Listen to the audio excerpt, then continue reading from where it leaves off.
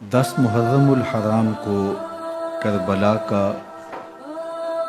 वाक़या रूनुमा हुआ तो इस मौसम में अतराफ़ व कनाफ़ आलम में इस हवाले से बात होती है, ज़िक्र किया जाता है। अहले मोहब्बत हज़रत इमाम हुसैन रज़ियल्लाहु ताला अन्हु के हुज़ूर ख़िराज अक़ीदत और ख़िराज मोहब्बत पेश करते हैं। ये हक़ व बातिल का मार्का था, झूठ और सच का मुकाबला था, जुल्म और अदल का टकराव था, खैर और शर की लड़ाई थी, दो नज़रियात का तसादुम था। एक तरफ इमाम हुसैन रज़ियल्लाहु ताला अन्हु और उनके 72 जानिसार थे और दूसरी तरफ यजीद अपनी तमाम तर कुव्वत के साथ मौजूद था। हज़रत इमाम हुसैन रज़ियल्लाहु ताला अन्हु से मुसलसल आखिरी वक्त तक बैत का असरार रहा और आप आखिरी सांस तक यजीद की बैत से इनकार करते रहे। हज़रत इमाम हुसैन रज़ियल्लाहु ताला अन्हु लड़ाई के लिए नहीं आए थे, वरना ख़वातीन और बच्चे साथ लाने का कोई मकसद नहीं था। आलात हरब व ज़रब भी नहीं थे। अरब जो अपने साथ सफ़र पे मामूल की तलवारें और असलहाजात रखते हैं वही थे। और आपको पेशकश भी की गई। तरमाह बिन अदी बिन हातम ने, ये हातम ताई का पोता था, कहा कि आप मेरे साथ हमारे इलाके में चले जाएं। जब मुख्तलिफ बादशाहों ने अरब पर कब्ज़ा किया तो हमारे कबायली इलाके उस वक्त भी उनसे महफूज रहे। हम आज़ाद कबाइल हैं। मैं चंद दिनों में आपकी पुश्त पर 30,000 का लश्कर खड़ा कर दूंगा जो जानिसार होगा। लेकिन हज़रत इमाम हुसैन रज़ियल्लाहु ताला अन्हु ने तरमाह बिन अदी की इस पेशकश को कबूल नहीं किया और आगे बढ़े। दश्ते नैनवा में, जिसे दश्ते करबला भी कहते हैं, हुर बिन यजीद रियाही 500 सवारों को साथ लेकर के हज़रत इमाम हुसैन को महसूर कर देता है और फिर यजीद का लश्कर वहाँ जमा होना शुरू हो जाता है। 22,000 या 30,000 का लश्कर इमाम हुसैन रज़ियल्लाहु ताला अन्हु के अतराफ में लगा दिया गया। 3 दिन तक इस खानवादे के लिए पानी बंद कर दिया गया। पानी के बगैर तो इंसान की ज़िंदगी मुअत्तल हो जाती है और 3 दिन की मुसलसल प्यास, और प्यास में बिलखते 6 माह के बच्चे, ख़वातीन और बूढ़े। लेकिन अजीमत की राहों के ये मुसाफिर किसी सूरत भी यजीद से बैत करने पे आमादा न हुए। ये एक हीला था कि पानी बंद करेंगे, बच्चे बिलकेंगे, ख़वातीन बेचैन हो जाएंगी तो ये मजबूर कर दिए जाएंगे। लेकिन कहा तुम जो करना है करो। ये बात तयशुदा है कि हम यजीद से बैत नहीं करेंगे। फिर 3 माह पानी बंद करने के बाद हज़रत इमाम हुसैन रज़ियल्लाहु ताला अन्हु और उनके ख़ानदान को जिस तरह ज़बह किया गया, ये एक दर्दनाक कहानी है। 72 अफराद करबला में शहीद कर दिए गए। अहले हक़ का ये काफ़िला भूख और प्यास से निढाल था, लेकिन अजीमत की राहों का ये मुसाफिर सरनगू नहीं हुआ और यजीद के हाथ पे बैत नहीं की। इमाम हुसैन रज़ियल्लाहु ताला अन्हु आपके बेटे, भाई, भतीजे, भांजे, आयानो अंसार, मुहिब्बीन शहीद कर दिए गए। 70 लोग आपसे पहले शहीद किए गए। फिर इमाम हुसैन रज़ियल्लाहु ताला अन्हु शहीद कर दिए गए। سوید نامی ایک زخمی وہ چھری لے کر کے حملہ آور ہوئے اور وہ بھی شہید کر دیے گئے. یہ کربلا کے آخری شہید تھے جو حضرت امام حسین کے بعد شہید ہوئے. لیکن ان کی خون آشام تلواروں کی ابھی پیاس نہیں بجھی اور ان کی آتش غیظ و غضب ابھی ٹھنڈی نہیں ہوئی. شمز الجوشن حضرت علی اوسط جنہیں امام زین العابدین کے نام سے دنیا جانتی ہے، 14 سال کی عمر میں تھے، بیمار تھے. خیمے میں گھس کے ان کو بھی شہید کرنے لگا تو حمید بن مسلم نے کہا کہ کیا بچوں کو بھی شہید کیا جائے گا؟ تو وہ رک گیا. عمر بن سعد کے حکم نامے سے مقدس لاشوں پر گھوڑے دوڑائے گئے حتیٰ کہ ان کی ہڈیاں چور چور ہو گئی اور شہیدوں کے سر نیزوں پہ چڑھا دیے گئے. حسین ابن علی اور ان کے آیان و انصار کاٹ دیے گئے. فتح کے نقارے بجے، جشن منائے گئے اور یہ قافلہ کربلا سے کوفے کی جانب روانہ ہوا. شہیدوں کے سر نیزوں پہ آگے آگے چل رہے ہیں اور اونٹوں کے اوپر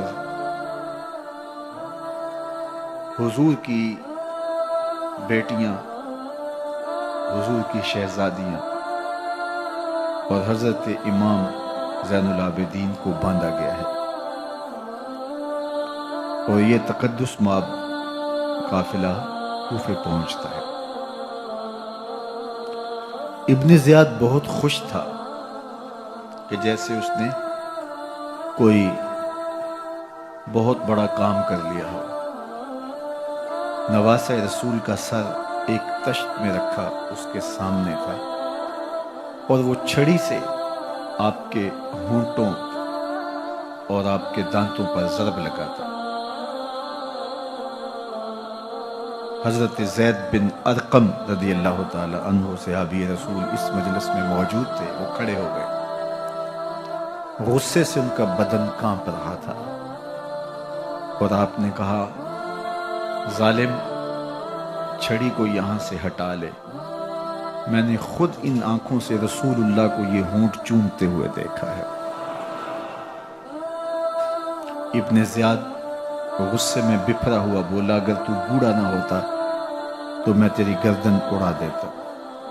حضرت زید بن ارقم روتے ہوئے دربار سے باہر نکلے اور ساتھ اہل کوفہ کو مخاطب کر کے کہا کہ اہل کوفہ، تم نے حسین ابن علی کو شہید کر دیا اور ابن مرجانہ کے غلام بن گئے. حضرت زینب سلام اللہ علیہا ایک کونے میں بیٹھی تھی، پرانے کپڑوں میں ملبوس. ایک وہ وقت بھی تھا کہ سیدہ زینب سلام اللہ علیہا جب کوفے میں آئیں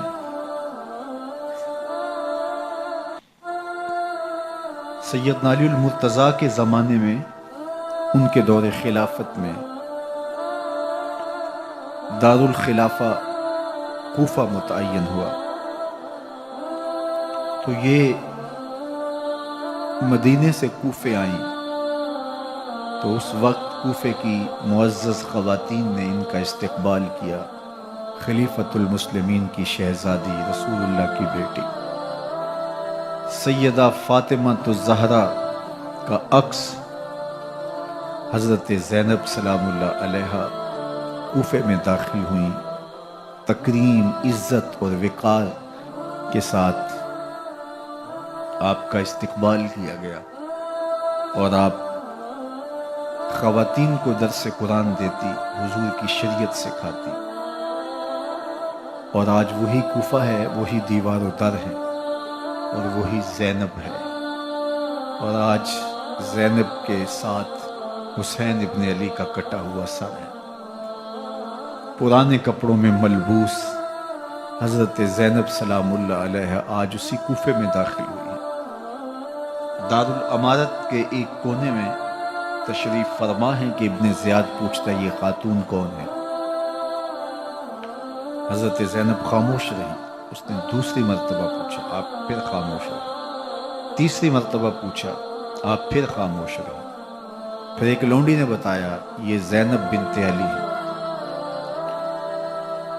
تو اس کے سامنے حضرت امام حسین کا کٹا ہوا سر پڑا تھا، اور وہ حضرت زینب سے مخاطب ہو کے کہنے لگا کہ اللہ نے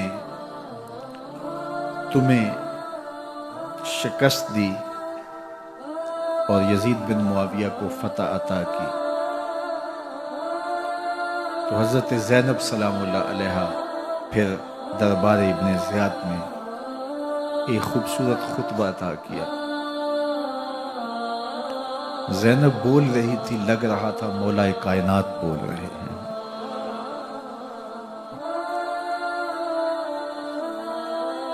یہ خطبہ بامر مجبوری تھا، ابن زیاد کی خرافات کا جواب تھا۔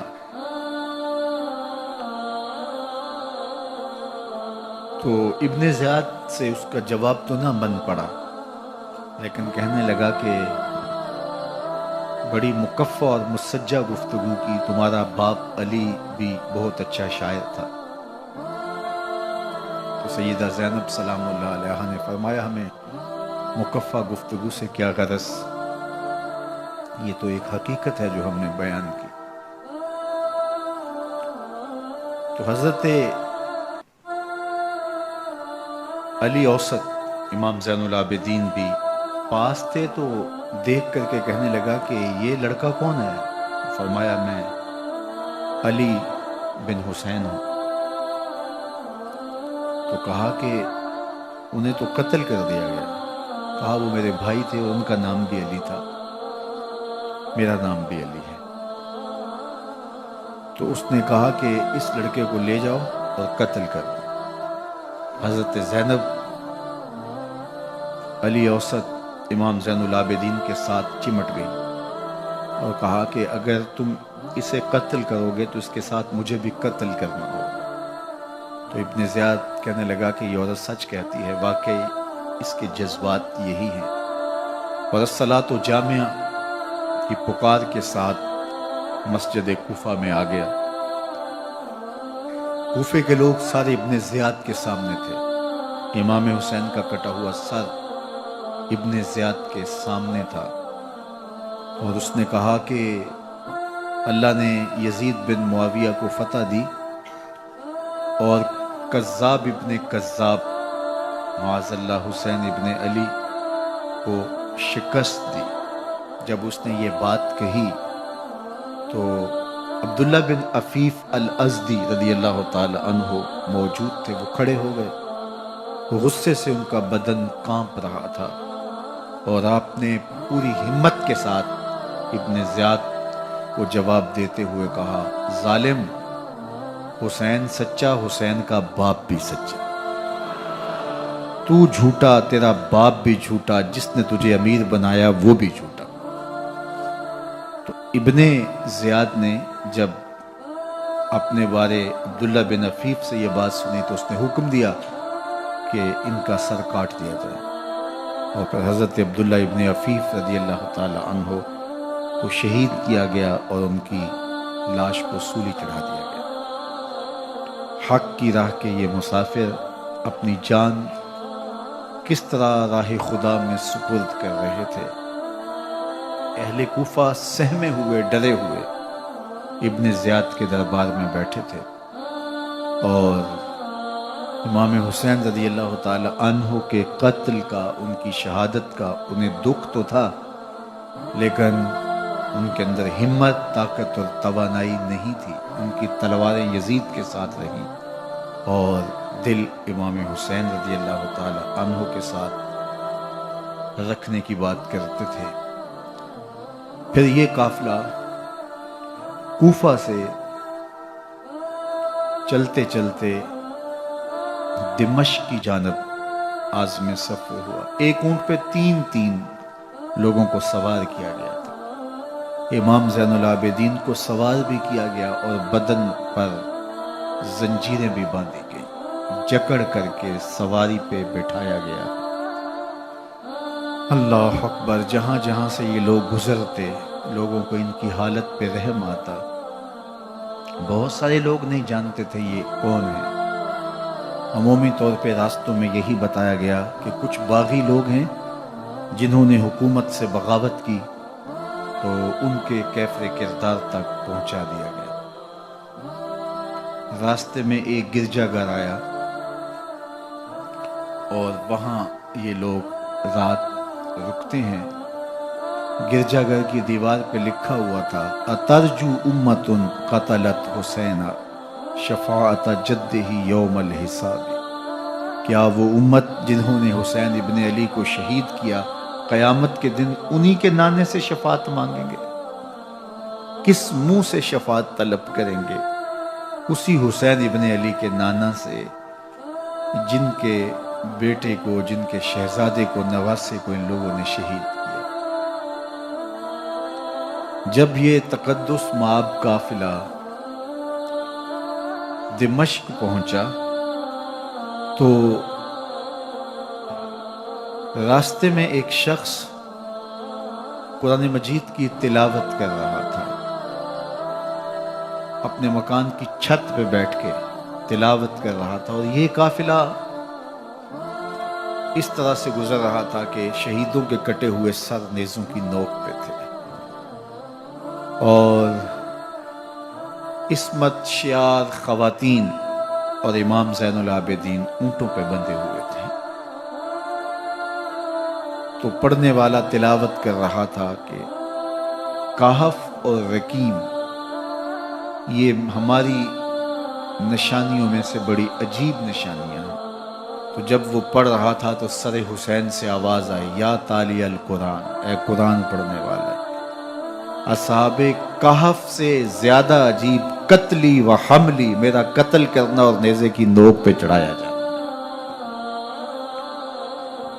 یہ قافلہ یزید کے دربار میں پہنچتا ہے۔ یزید بہت خوش ہوا اور اس نے حضرت امام زین العابدین رضی اللہ تعالیٰ عنہ سے کہا کہ تمہارے باپ نے میری حکومت کے خلاف بغاوت کی اور وہ اپنے انجام کو پہنچے۔ تو آپ نے جواب میں قرآن مجید کی آیات کی تلاوت کی اور اہل بیت کے مناقب اور فضائل بیان کیے۔ سیدہ زینب سلام اللہ علیہ کا ایک خطبہ اہل بیت کی عظمت، مناقب اور فضائل میں یزید کے دربار میں اپنی انوکھی اور البیلی شان رکھتا ہے۔ یزید پہلے تو خوش ہوا، لیکن جب اس نے لوگوں کے چہرے دیکھے تو وہ پریشان ہو گیا، حتیٰ کہ یزید کے دربار میں ایک عیسائی سفیر آیا ہوا تھا، تو اس نے جب کٹے ہوئے سر دیکھے اور خستہ حال سادات کی شہزادیوں کو دیکھا تو اس نے کہا یہ کون لوگ ہیں؟ تو اسے بتایا گیا، تو اس نے بڑے تعصف کا اظہار کیا، کہا کتنے بد نصیب لوگ ہو، ہمارے پاس حضرت عیسیٰ علیہ السلام کے گدھے کا کھر موجود ہے اور ہم اسے بھی عزت کی جگہ پہ رکھے ہوئے ہیں، اور تم کتنے بدبخت ہو، اپنے رسول کے نواسے کو شہید کر دیا۔ بے مروت بے وفا تیرا بھی کیا افسانہ ہے، جس نے اپنی ہی شمع کو گل کیا تو وہ پروانہ ہے۔ تو یزید نے جب لوگوں کے تیور دیکھے اور بدلتے ہوئے حالات دیکھے تو اس نے تعصف کا اظہار کیا اور کہا اللہ برا کرے ابن زیاد کا، وہ امام حسین کو میرے تک پہنچنے دیتا تو میں ان سے اچھا معاملہ کر لیتا۔ کچھ لوگ اس سے یزید کو بری الذمہ قرار دینے کی کوشش کرتے ہیں، لیکن یزید کے اپنے حکم سے سب کچھ ہوا۔ ابن اسیر نے لکھا ہے کہ جب یزید مرا تو ابن زیاد دمشق آ رہا تھا، اس کے ساتھ مسافر بن شریح بھی تھا، تو اچانک وہ کچھ سوچنے لگا۔ تو مسافر بن شریح نے کہا کہ ابن زیاد میں تمہیں بتاؤں تم کیا سوچ رہے ہو؟ کہا بتاؤ۔ کہا تم یہ سوچ رہے ہو کہ میں نے نواسہ رسول کو شہید کیوں کیا؟ تو کہنے لگا کہ یہ مجھے یزید کا حکم تھا، اور اگر میں نواسہ رسول کو شہید نہ کرتا تو وہ مجھے قتل کر دیتا۔ اور جب مسلم بن عقبہ کو مدینہ المنورہ کی حرمت کو پامال کرنے کے لیے اور حضرت عبداللہ ابن زبیر رضی اللہ تعالیٰ عنہ کی خلافت کے اعلان کے بعد مکہ المکرمہ پر حملے کے لیے جو یزید نے بھیجا، تو اس سے قبل اس نے ابن زیاد کو کہا کہ یہ کام تم کرو۔ تو ابن زیاد نے جو جواب دیا وہ یہ تھا کہ میں تمہارے کہنے پہ پہلے ہی نواسہ رسول کو شہید کر چکا ہوں، اب نواسہ رسول کو شہید کرنا اور کعبۃ اللہ کی حرمت کو پامال کرنا، یہ دو چیزیں میں جمع نہیں کروں گا۔ اور اس نے بادشاہ کے حکم کا انکار کر دیا۔ تو یزید نے امام حسین رضی اللہ تعالیٰ عنہ کی شہادت کا حکم دیا تھا ابن زیاد کو، اور یہ دو گواہیاں میں نے ابن زیاد سے آپ کے سامنے رکھی۔ باقی اس کا یہ سیاسی پینترا کہ وہ تعصب کا اظہار کرے، تو قاتل کی پشیمانی مقتول کی اہمیت تو بڑھا سکتی ہے، لیکن قاتل کے دامن سے قتل کا داغ نہیں دھو سکتی۔ تو حضرت امام حسین رضی اللہ تعالی عنہ کا قتل یزید کو اب نظر آ رہا تھا مجھے بہت مہنگا پڑے گا، آخرت تو برباد ہوئی ہی ہوئی، دنیا بھی میں نے برباد کر لی اور میری حکومت بھی مستحکم نہیں رہ سکے گی۔ تو اب اس نے یہ کہنا شروع کر دیا کہ خدا برا کرے ابن مرجانہ کا کہ وہ راستہ دے دیتا اور امام حسین کو میرے تک پہنچ دیتا۔ حضرت امام زین العابدین سے اب وہ لجاجت کرنے لگا اور کہنے لگا کہ حضرت آپ کچھ ارشاد فرمائیے۔ تو آپ نے تین چیزیں ارشاد کی۔ آپ نے فرمایا ایک تو ہمیں خیریت سے مدینے بھیج دو، اور دوسری بات کہ قاتلان حسین کو ان کے کیفر کردار تک پہنچاؤ، اور تیسری بات مجھے دمشق کی جامعہ مسجد میں خطبہ جمعہ کی اجازت دو۔ اس نے کہا کہ خطبہ جمعہ کی اجازت بھی دیتا ہوں، آپ کو خیریت سے مدینہ المنورہ بھی روانہ کر دیا جائے گا، لیکن قاتلان حسین کو کیفر کردار تک پہنچانا یہ میرے بس میں نہیں ہے، یہ ممکن نہیں ہے۔ اب مجھے بتائیے، حاکم وقت ہو اور اتنا بڑا سانحہ اور واقعہ ہو گیا ہو تو وہ وہیں کھڑے کھڑے معذرت کر لے کہ یہ اس بات کو رہنے دو، تو اس کا مطلب سمجھنے میں کسی بھی باشعور شخص کو دیر نہیں لگتی۔ اسے چاہیے تھا کہ وہ کہتا کہ میں اس کی تحقیق کروا کے جو بھی مجرم ہے وہ کیفر کردار تک پہنچے گا، اور آپ نہ بھی کہتے تو یہ میں کرتا چونکہ میں حاکم وقت ہوں۔ لیکن اس نے فوراً کہا کہ یہ ممکن نہیں ہے، تو اس کا مطلب کیا کہ مجرم میں خود ہوں، تو میں اس سے جو ہے وہ بچنا چاہتا ہوں۔ تو اس نے حضرت امام زین العابدین کو کہا دو شرطیں تو قبول ہیں، لیکن یہ تیسری شرط قبول نہیں ہے اور یہ ممکن نہیں ہے۔ تو یہ واضح اس بات کا اشارہ ہے کہ یزید کے حکم سے، اس کی منشا سے اور اس کے کہنے سے حضرت امام کو شہید کیا گیا، اور اس نے حضرت امام حسین رضی اللہ تعالی عنہ کے مبارک لبوں پر چھڑیاں بھی ماری اور آپ کے دانتوں پر ضربیں لگائی چھڑیاں۔ وہ تو ایک صحابی وہاں موجود تھے جو کھڑے ہو گئے، انہوں نے کہا ارفع ھذا القدیب عن ھاتین الشفتین، ان ہونٹوں سے چھڑی ہٹا لے، میں نے ان آنکھوں سے رسول اللہ کو یہ ہونٹ چومتے ہوئے دیکھا۔ جس طرح ابن زیاد کے دربار میں ہوا تو یہاں بھی ہوا۔ اللہ اکبر۔ تو یزید اپنے تئیں خوش تھا، لیکن لوگوں کے احتجاج کی سکت نہیں لا سکتا تھا کہ نواسہ رسول کو شہید کر دیا گیا، تو وہ یوں اپنی بات کو چھپانا چاہتا تھا، اور بات ابن مرجانہ ابن زیاد پہ ڈالنا چاہتا، لیکن ابن زیاد کہتا ہے کہ اگر یزید کے کہنے پہ میں امام حسین کو قتل نہ کرتا تو میں قتل کر دیا جاتا، اور میں غزوہ کعبہ اور قتل امام حسین دونوں کو جمع نہیں کر سکتا، لہٰذا اب میں یزید کا یہ حکم نہیں مانوں گا، اس نے پہلے مجھ سے بہت بڑی زیادتی کروائی۔ یہ تاریخ کی معتبر کتابوں کے اندر موجود ہے۔ اب یزید نے کہا دو باتیں مان لیتا ہوں، آپ کو مدینہ المنورہ بھی رخصت کر دیتے ہیں، اور دوسرا آپ کو مسجد دمشق میں خطبہ کی اجازت بھی دیتے ہیں۔ اللہ اکبر، یہ وقتی تصرف تھا اس کا، ورنہ یہ کون ہے اجازت دینے والا؟ ممبر تو حسین ابن علی کے نانے کا ہے۔ خیر، مسجد دمشق میں گئے، لوگوں کا ہجوم تھا، حضرت امام زین العابدین ممبر پہ جلوہ فراز ہوئے، خطابت تو ان کے گھر کی لونڈی ہے، تو جب آپ نے کھڑے ہو کر کے خطبہ دیا اور فضائل و مناقب اہل بیت بیان کیے، لوگوں کے سینوں کے اندر آتش محبت اہل بیت کی جوش مارنے لگی۔ یزید ڈر گیا کہ اگر کچھ دیر خطبہ جاری رہا تو کہیں ایسا نہ ہو کہ لوگ میرے خلاف اٹھ کھڑے ہوں، تو اس نے مؤذن کو اشارہ کیا اور وہ اذان دینے لگا، تو اس نے کہا اللہ اکبر اللہ اکبر، تو حضرت امام زین العابدین نے کہا اس میں کوئی شک نہیں کہ اللہ سب سے بڑا ہے۔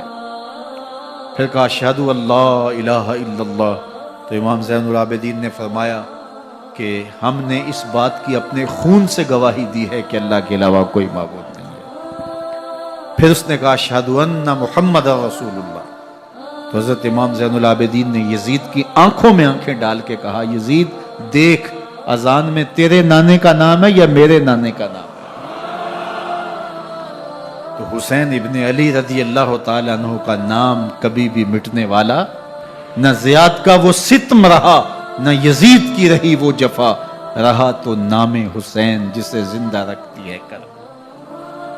یزید نے امام حسین رضی اللہ تعالیٰ عنہ کو راستے سے ہٹا دیا، اس کا خیال تھا کہ یہ باغی ہیں اور میں ان کو کچل دوں۔ حضرت امام حسین شہید کر دیے گئے، ان کا خاندان شہید کر دیا گیا۔ صرف 14 سال کے امام زین العابدین رضی اللہ تعالی عنہ اس حادثے میں، اس واقعہ میں جو ہے وہ بچے، اور سب سے زیادہ دکھ اپنی آنکھوں سے انہوں نے دیکھے، کربلا کا منظر بھی دیکھا، کوفے کا دارالعمارہ بھی دیکھا، اور دمشق کا دربار یزید بھی دیکھا، اور پھر یہاں سے مدینے پہنچ کر اہل مدینہ سے جو سامنا ہوا امام زین العابدین نے وہ لمحے بھی دیکھے۔ کہتے ہیں اس واقعہ کربلا کے بعد حضرت امام زین العابدین کبھی ہنسے نہیں تھے، جب بھی پانی پینے لگتے تو رو پڑتے، انہیں شاید سکینہ کی پیاس یاد آ جاتی تھی۔ امام زین العابدین کا رنگ زرد ہو جاتا جب کربلا کی یاد آتی، اور بسا اوقات شہر سے وحشت ہونے لگتی اور دور باہر نکل جاتے اور جا کر کے وہاں خیمہ گاڑ لیتے اور مہینہ مہینہ وہاں ذکر و فکر اور عبادت میں لگے رہتے۔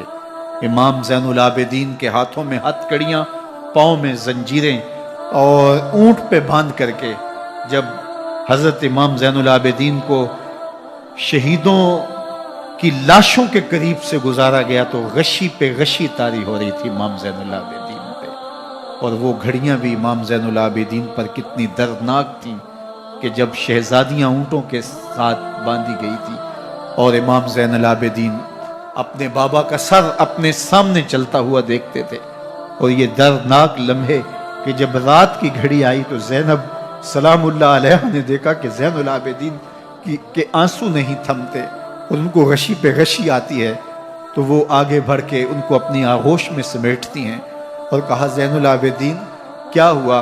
کہا کہ پھپھو جان اگر ہو سکے تو بابا کا سر کچھ دیر کے لیے میری گود میں نہیں آ سکتا ہے۔ وہ وقت بھی امام زین العابدین پہ آتا ہے جب زخم اور درد اور دکھ حد سے تجاوز کرتے ہیں تو زین العابدین مدینہ کی طرف منہ کر لیتے ہیں اور حضور کی بارگاہ میں ہوا کے ہاتھوں پیغام بھیجتے ہیں، ان نلتا یا ریح الصبا یومن الی ارض الحرم بلغ سلامی روزتن फीहा नबीयुल मुहतरमी या रहमतल लिल आलमीन अदरिक लिज़ैनिल आबिदी महबूस ऐदिज़ ज़ालिमी फिल मौक़ब वल मुज़दहमी। इमाम ज़ैनुल आबिदीन ने ये सारा दर्दनाक मंजर अपनी आंखों से देखा और ये सारे दुख सहे। इमाम ज़ुहरी कहते हैं कि वलीद के ज़माने में दोबारा इमाम ज़ैनुल आबिदीन को पकड़ लिया गया और इनके हाथों में दोबारा हथकड़ियाँ और पाँव में बेड़ियाँ डाल दी गई। मैं मिलने गया तो जो ही इमाम के हाथों में हथकड़ियाँ देखी तो मेरा दिल डोलने लगा और मेरी आवाज़ गले में दब गई और आंसू थे कि थमते नहीं थे। तो इमाम ज़ैनुल आबिदीन ने मुझे देखा तो मुझे तसल्ली देते हुए कहा, ज़ुहरी क्या हुआ तुम्हें? तो मैंने कहा, हजरत करबला में थोड़े दुख देखे थे और अब ये हालत मुझसे देखी नहीं जा रही। तो इमाम ज़ैनुल आबिदीन ने उन जंजीरों को और उन हथकड़ियों को जिनसे आप जकड़े गए थे झटका दिया, लोहे की जंजीरें टूट गईं। कहा, ज़ुहरी हम अल्लाह की तकदीर पे राजी है वरना ये जंजीरें क्या होती हैं। इमाम ज़ैनुल आबिदीन को अल्लाह ने इज्जतों से नवाजा था। हर दौर के हाकिम वक्त डरते थे और उनकी इज्जत से हसद करते थे। वलीद बिन अब्दुल मलिक बनु उमैया का बड़ा तगड़ा हुक्मरान गुजरा है। एक दिन तवाफ करते करते हजर अस्वद के सामने आया, उसके दिल में आया कि मैं हजर अस्वद को बोसा करूं, लेकिन रश इतना था कि आगे बढ़ने की हिम्मत ना हुई और पीछे हट के खड़ा हो गया कि रश कम होता है तो मैं हजर अस्वद को चूमता हूं। इतने में इमाम ज़ैनुल आबिदीन रज़ियल्लाहु ताला अन्हु वो भी तवाफ करते करते हजर अस्वद के करीब आए। एक लम्हे के लिए तवक्कुफ किया, लोगों ने रास्ता छोड़ दिया। इमाम ज़ैनुल आबिदीन आगे बढ़े, हजर अस्वद को चूमा, फिर आगे बढ़ गए। वलीद बिन अब्दुल मलिक को बड़ा गुस्सा आया कि लोगों ने मेरे लिए तो राहें नहीं छोड़ी और ज़ैनुल आबिदीन के लिए राहें छोड़ दी हैं। तो वो अपने दरबारी शायर को, फरजदक को, जो उसके साथ खड़ा था, उसको पूछता है, मन हाजा, ये कौन है? हालांकि उसे पता था ये इमाम ज़ैनुल आबिदीन। बाज़ औक़ात सवाल तफ़हीम के लिए किया जाता है, समझने के लिए किया जाता है, और बाज़ औक़ात सवाल तहकीर के लिए किया जाता है। जिस तरह किसी शख्स को आप पसंद न करते हो और वो कोई काम करे तो आप कहते हैं ये कौन है, ये कौन है? तो उसने कहा मन हाजा, ये कौन है? अब फरजदक शायर था और दरबारी शायर था, उसे अच्छी तरह पता था कि मन हाजा से बादशाह क्या सुनना चाहता है। लेकिन आज उसकी गैरत ईमानी जागी। बादशाह ने कहा मन हाजा, ये कौन है? तो फरजदक ने बादशाह की आंखों में आंखें डाल के कहा, बादशाह तू नहीं जानता ये कौन है? इसको तो बतहा के संग रेजे भी जानते हैं, इसको तो जमीन वाले भी जानते हैं, आसमान के फरिश्ते भी जानते हैं। ये फातिमा का बेटा है, ये अली का शहजादा है, ये रसूलुल्लाह का नवासा है। तेरा मन हाजा कहना इस मारफा को नकरा नहीं करेगा। ये कल भी मारफा था, ये आज भी मारफा है।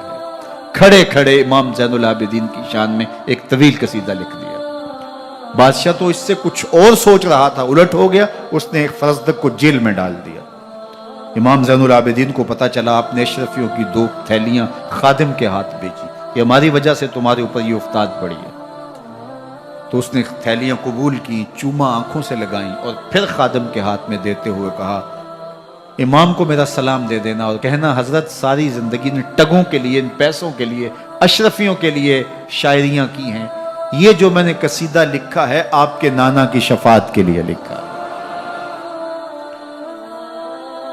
जो दिलों को फतह कर ले वही फातिह जमाना। इमाम हुसैन को तो काट दिया गया ना, इसलिए काट दिया गया कि ये हमारी हुकूमत से बगावत कर रहे हैं। उन्होंने ये कहा, बहाना ये बनाया, नज़्मे हुकूमत में ये मुखिल हो रहे हैं, लिहाजा उन्हें शहीद कर दिया गया। ना सिर्फ उन्हें शहीद किया गया, सर काटे गए, नेज़ों की नोक पे चढ़ाए गए, लाशों पे घोड़े दौड़ाए गए। क्या क्या जुल्म था, क्या क्या जबर था जो रवा नहीं रखा गया।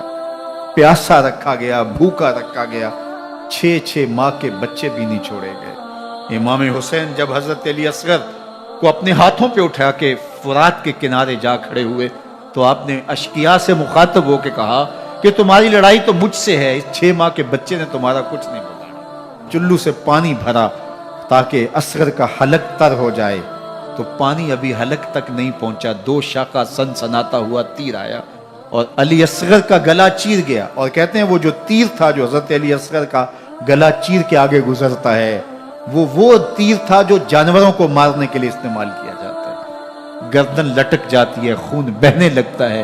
امام حسین اس خون کو آسمان کی طرف اچھال کے کہتے ہیں مالک حسین کی یہ قربانی بھی قبول فرما۔ نسل مٹا دی گئی، شہید کر دیے گئے، گھوڑے دوڑائے گئے، سادات کرام عصمت شعار پیغمبر زادیوں کو اونٹوں پہ بٹھایا گیا، رسیوں سے جکڑا گیا، چادریں چھیننے کی کوشش کی گئی، کیا کچھ نہیں ہوا۔ تاریخ دردناک ہے، اور یہ پیغمبر کے ماننے والوں نے، کلمہ پڑھنے والوں نے یہ سب کچھ کیا۔ بے مروت، بے وفا، تیرا بھی کیا افسانہ ہے، جس نے اپنی ہی شمع کو گل کیا تو وہ پروانہ ہے۔ لیکن یزید کی دلیل یہ تھی کہ یہ حکومت کا نظم چلتا ہے، اسے چلنے دیا جانا چاہیے، انہوں نے کیوں رکاوٹ ڈالی ہے، لہٰذا یہ باغی ہیں، ان کو کاٹ دیا جائے۔ میں کہتا ہوں امام حسین کو شہید کر دیا گیا، ان کے اعیان و انصار کو شہید کر دیا گیا، پورے خاندان کو پیاسا رکھ کے ذبح کر دیا گیا، 6 ماہ کے بچے بھی نہیں چھوڑے گئے، 80 سال کے بوڑھوں کو بھی شہید کیا گیا، خواتین کو اونٹوں پہ بٹھایا گیا، اور گلی گلی عصمت معاب پیغمبر رحمت کی شہزادیوں کو کوفے اور دمشق کے بازاروں کے اندر بھرایا گیا۔ تو مجھے بتائیں اس کے بعد یزید کی حکومت نے کیا کیا، ان کا کیا کارنامہ تھا؟ کتنے محدث پیدا ہوئے، کتنے مفکر پیدا ہوئے، کتنے جرنیل پیدا ہوئے، کتنے صوفی پیدا ہوئے؟ کون تھا جو ان کے تخت و تاج اور ان کی حکومت جس کو بچانے کے لیے اتنا بڑا حادثہ کر دیا اور پیغمبر کے بیٹوں کو شہید کر دیا؟ تو کیا پھر اس حکومت نے کیا یزید نے؟ یزید کا اپنا بیٹا تخت پہ بیٹھنے کے لیے تیار نہیں تھا۔ 6 ماہ کے بعد اس کی لاش گھر سے نکلی، اس نے کہا کہ یہ تخت جو ہے وہ آل رسول کے خون پہ بنا ہے، میں اس پہ نہیں بیٹھوں گا، اور رسوا ہو گئے۔ اور یزید جس کو زوم تھا کہ میں اتنی بڑی سلطنت کا مالک ہوں، اس کو بچانا ہے، اس سلطنت نے اسلام کے لیے کیا کیا؟ مجھے بتاؤ، کون سے جرنیل پیدا کیے، کون سے حکمران پیدا کیے، اس نے کون سے توانا لوگ پیدا کیے، کون سے محدث، کون سے مفکر، کون سے مسلح پیدا کیے؟ اور جس خاندان کو کاٹ دیا گیا، صرف ایک 14 سال کا علی اوسط زین العابدین بچا۔ اور ذرا حسین ابن علی کی نسل دیکھو، جعفر صادق کس نسل سے ہیں، باقر العلوم کس نسل سے ہیں، حضرت غوث اعظم کس کے شہزادے ہیں، حضرت داتا گنج بخش علی حجویری کس کے بیٹے ہیں، اور حضرت معین الدین چشتی اجمیری کس کے بیٹے ہیں؟ آج زمانے کو جو بھی دیا ہے حسین کے بیٹوں نے دیا ہے۔ یزید تخت بچا کر بھی امت کو کچھ نہ دے سکا، اور امام حسین نے سب کچھ لٹا کے امت کو ایمان کی بہاریں عطا کر۔ آج جہاں بھی منبر و محراب کی رونق نظر آ رہی ہے، اس کے پیچھے حسین کا کوئی بیٹا کھڑا ہوا نظر آ رہا ہے۔ اللہ اکبر، اس دین کے خاکے میں رنگ ہی حسین ابن علی کے خون نے بھرا ہے۔ حسین اگر نہ شہید ہوتا تو آج گھر گھر یزید ہوتا، اسلام کی عظمت عیاں نہ ہوتی، خدا کے گھر میں اذان نہ ہوتی، بار الہا نوحہ سناتا پھرتا، تا روز جزا اشک بہاتا پھرتا، امداد نہ کرتے اگر کربلا میں حسین، اسلام تیرا ٹھوکریں کھاتا۔